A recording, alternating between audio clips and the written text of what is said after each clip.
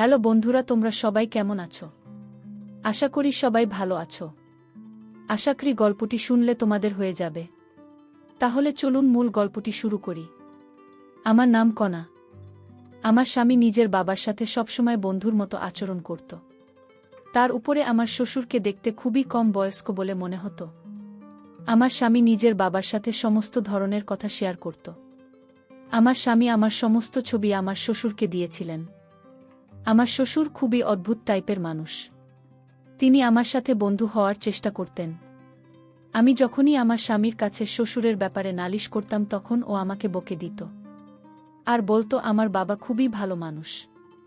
আর এই ভাবনাটাই আমার স্বামী সবচেয়ে ভুল ছিল। এই ভাবনাটা একদিন আমার শ্বশুর আমার সাথে এমন কিছু করে যার ব্যাপারে শুনলে বন্ধুরা তোমাদের মাথাটা নষ্ট হয়ে যাবে।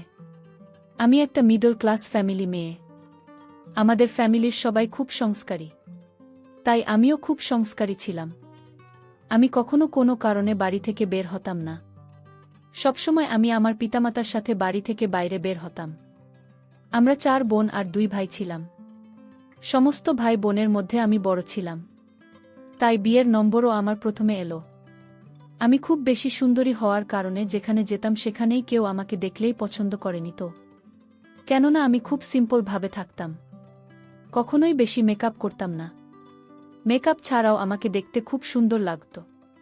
লোকজন বলতো, যখন তোমার বিয়ে হবে আর তুমি পুরো মেকআপ করবে, তখন তুমি এক টুকরো চাঁদের থেকে কম লাগবে না। আমি সবসময় স্বাভাবিক ড্রেস পরে থাকতাম। বাড়ির লোকেরা কখনোই আমাদের মেয়েদের খুব বেশি স্বাধীনতা দেয়নি, আর না তো কখনো আমাদের ফ্যাশন ড্রেস পরতে দিত না। আমি সবসময় সাধারণভাবে থাকতাম।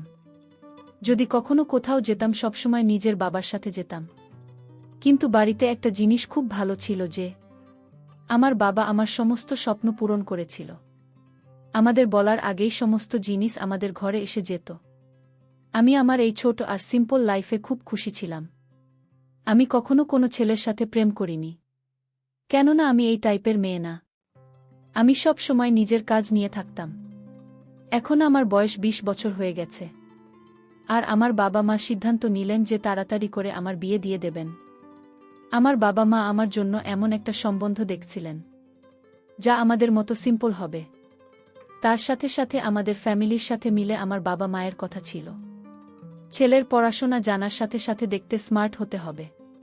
কেননা আমার বাবা মা চাইতেন না যে আমার বিয়ে এমন কোনো ছেলের সাথে হোক যে দেখতে ভালো নয়, তার না তো বেশি পড়াশোনা জানে। কেননা এর আগে আমার জন্য অনেক সম্বন্ধ এসেছিল, কিন্তু আমি পড়াশোনা করছিলাম বলে বাবা মা আমার বিয়ে দেননি। এখন যদি আমার বিয়ে কোনো যেমন তেমন ছেলের সাথে হয়, তাহলে লোকের নানান কথা শুনতে হবে। তারা বলতো যে মেয়ের জন্য যখন ভালো ভালো সম্বন্ধ এসেছিল তখন মেয়ের বিয়ে দিলে না, আর এখন যেমন তেমন ছেলের হাতে নিজের মেয়েকে তুলে দিলে। আমার জন্য এক সেরকমই ছেলের সময় এলো। ছেলে অনেক পড়াশোনা, হাই ক্লাস 5, ওদের নিজস্ব বিজনেস, আর ওদের অনেকগুলো বাড়িও ছিল, আর ওদের ফ্যামিলিতে শুধুমাত্র ওর বাবা ছাড়া আর কেউ নেই। এইসব বন্ধ এলে আমার বাবা মায়ের এসব বন্ধ খুব পছন্দ হয়, কেননা ছেলের ফ্যামিলিতে বেশি লোক নেই।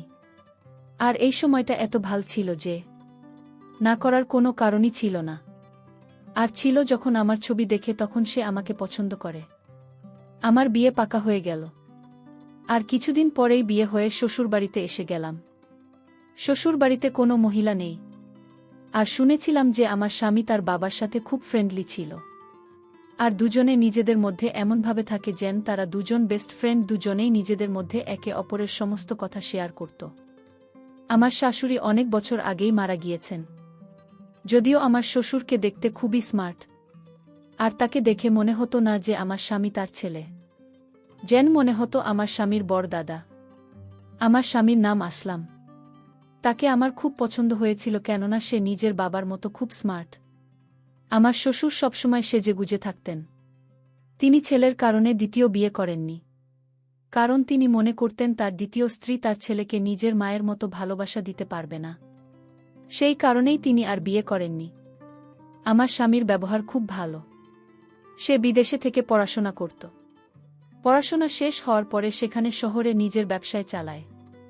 যখন বিয়ে হয় আমি শ্বশুরবাড়িতে এলাম, তখন দেখলাম আমার শ্বশুর আমার সাথে খুব ইয়ার্কি ফাজলামি করেন। আমার শ্বশুর কাজের জন্য বেশিরভাগ সময় গ্রামেই থাকতেন। শুনেছি তার একটা বাংলো আছে। তার শ্বশুর সেই বাংলোতেই থাকতেন। এদিকে আমার স্বামী ঢাকা শহরের বাড়িতেই থাকত। যখন আমার শ্বশুরের মন হতো তখন এখানে এসে থাকতেন, আর যখন মন চাইতো তখনই ঘর বাংলোতে থাকার জন্য চলে যেতেন। আমার স্বামী আমাকে নিয়ে খুব খুশি ছিল। সে বলতো, আমি জানতাম না যে এত সিম্পল আর সংস্কৃতি বা মেয়ে আমার জীবনে আসবে। সে তো বিশ্বাসই করতে পারত না যে আজকের যুগে এতটা সংস্কারী আর সিম্পল মেয়ে এখনও আছে, কেননা মডার্ন যুগ আর সব মেয়েরাই এই যুগে নিজেকে মডার্ন বানিয়ে রাখতে চায়।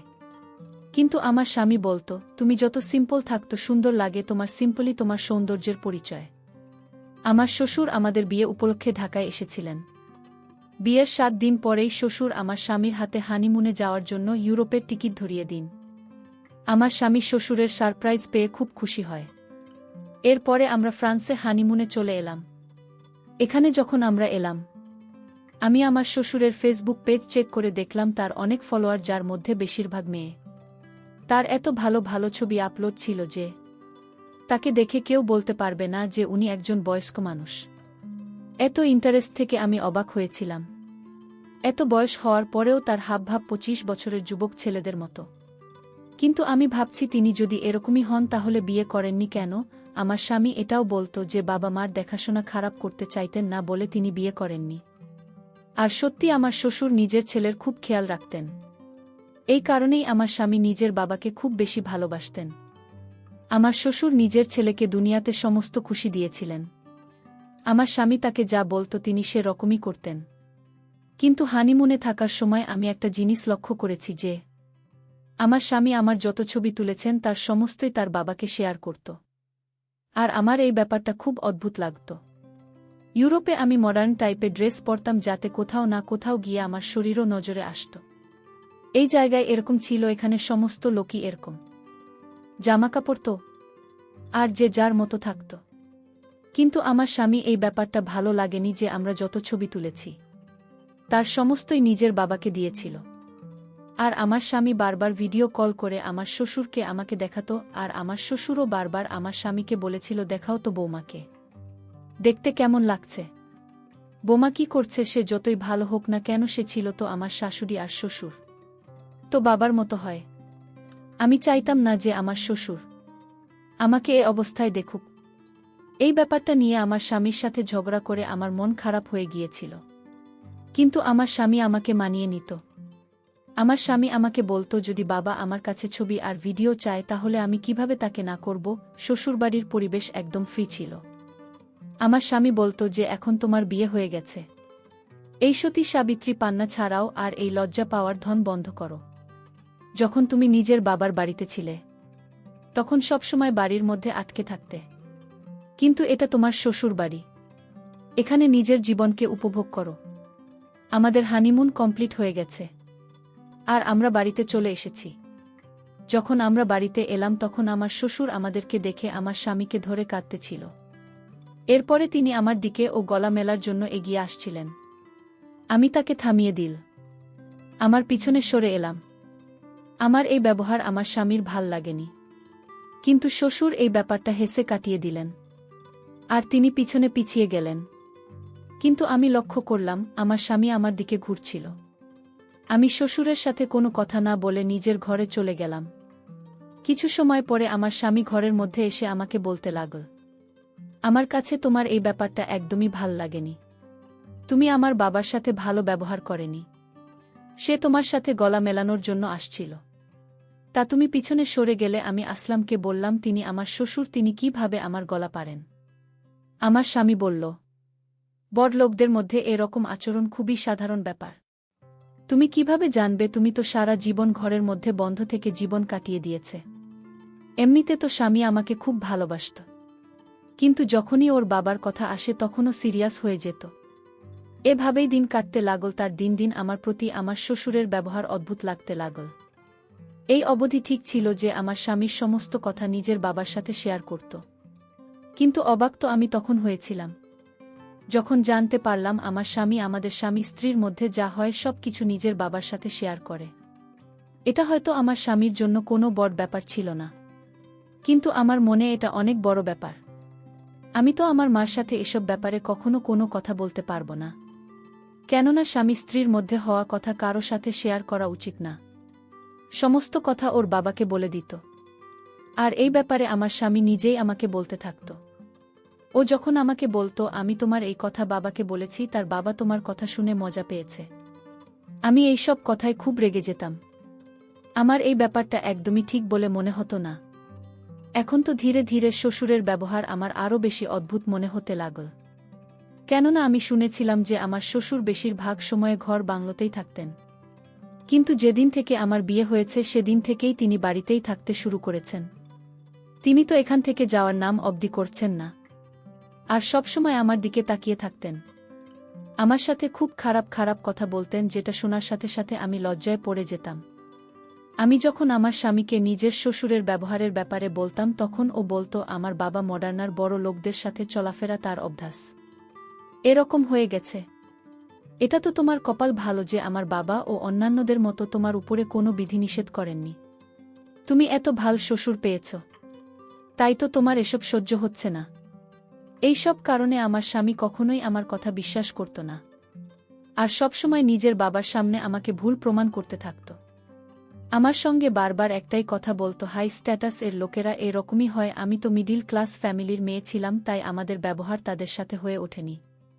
আমাদেরও বড় লোকদের সাথে উঠাপসা ছিল, কেননা আমাদের বেশিরভাগ আত্মীয় স্বজনের অনেক বড়লোক। মাঝে মাঝে আমার মনে হতো আমার স্বামী আমার সম্মানের কোনো পরোয়াই নেই তো, কেননা আমি শ্বশুরের খারাপ ব্যবহারের কারণে তার সাথে কথা বলা বন্ধ করে দিয়েছি। আমার স্বামী বলতো, আমার বাবার এই বাড়িতে থাকা অবস্থায় কখনো যেন এরকম মনে না হয় যে তুমি তার সাথে কথা বলছো না। যদি এরকম হয় তাহলে আমার থেকে খারাপ কিছু হবে না। আমি এখানে বিয়ে হয়ে আসার পরে খুব বড় সমস্যায় ফেঁসে গেছি। একদিকে শ্বশুরের ব্যবহার আমার পছন্দ হতো না, আর অন্যদিকে আমার স্বামী আমার কোনো কথাই বুঝতে চাইত না। প্রথম প্রথম আমার স্বামীর ব্যবহার আমার সাথে ভালোই ছিল, কিন্তু যখনই ওর বাবার কথা আসে তখন ও আমাকে খুব অপমান করত। একদিন তো আমরা একটা অনুষ্ঠানে গিয়েছিলাম, আর ওখানে তো আমার শ্বশুর সমস্ত সীমা পার করে দিয়েছিলেন। আমার শ্বশুর নিজের বন্ধুদের সঙ্গে আমার পরিচয় করালো। আমার শ্বশুরের বন্ধুরাও তার মতোই পুরো যুবক দেখতে। আমার শ্বশুর বারবার নিজের বন্ধুদের সাথে আমার পরিচয় করাতো। আমার এসব একদমই পছন্দ হচ্ছিল না। তাই আমি আমার স্বামীকে বললাম যে, দেখো, তোমার বাবা তার বন্ধুদেরকে বারবার আমাকে দেখাচ্ছেন, নিজের বোমাকে নিজের বন্ধুদের দেখাতে। আমার স্বামী বলল, শুরু হয়ে গেল। সে বলল, কনা প্লিজ, তুমি পুরনোদের চিন্তাধারা থেকে বের হব। আমরা প্রথমবার বিয়েতে এসেছি, কিন্তু কেউ তোমাকে চেনে না, আর তাই তো বাবা সবাইকে তোমাকে চিনিয়ে দিচ্ছেন। আমি আমার স্বামীকে যাই বলতাম না কেন, ওর কানে আমার কথা ঢুকত না। আমার এখন ভিতরে ভিতরে ভয় করতে শুরু করেছে, কেননা আমি বুঝতে পারছি যে আমার সামনে নিজের বাবাকে যতটা ভালো মনে করি তিনি সেরকম একদমই না। তখনকার উদ্দেশ্য বদলে যায়, আমরা বুঝতেও পারি না। একদিন আমার স্বামী বলল, কাজের কারণে তাকে একদিনের জন্য শহরের বাইরে যেতে হবে। আমি আমার স্বামীকে বললাম, আমাকে তোমার সাথে নিয়ে চলো, আমি বাড়িতে একা থেকে কি করব। আমার স্বামী বলল, আমি লোকদের সাথে মিটিং করতে ব্যস্ত থাকব, তাই তোমাকে সময় দিতে পারব না। আমি বললাম, তাহলে তুমি আমাকে আমার বাবার বাড়িতে রেখে এসো। অনেক দিন হয়ে গেছে, আমি আমার বাবার বাড়িতে যাইনি। যখন তুমি ফিরে আসবে তখন আমাকে নিয়ে এসো।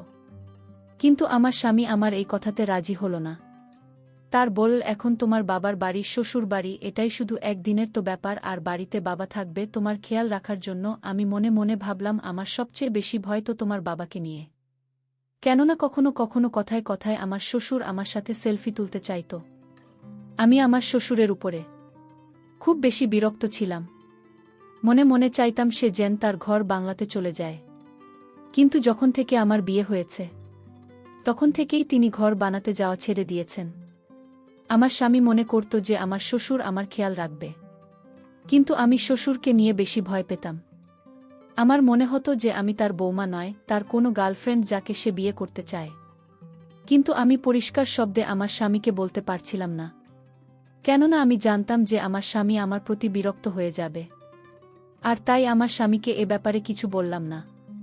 স্বামী আমাকে রেখে শহরে চলে গেলেন। এইদিকে আমি আর আমার শ্বশুরবাড়িতে। আমার মনে মনে অনেক ভয় হতে শুরু করল। আমি রাতের খাওয়া দাওয়া শেষ করে নিজের রুমে ঘুমাতে গেলাম।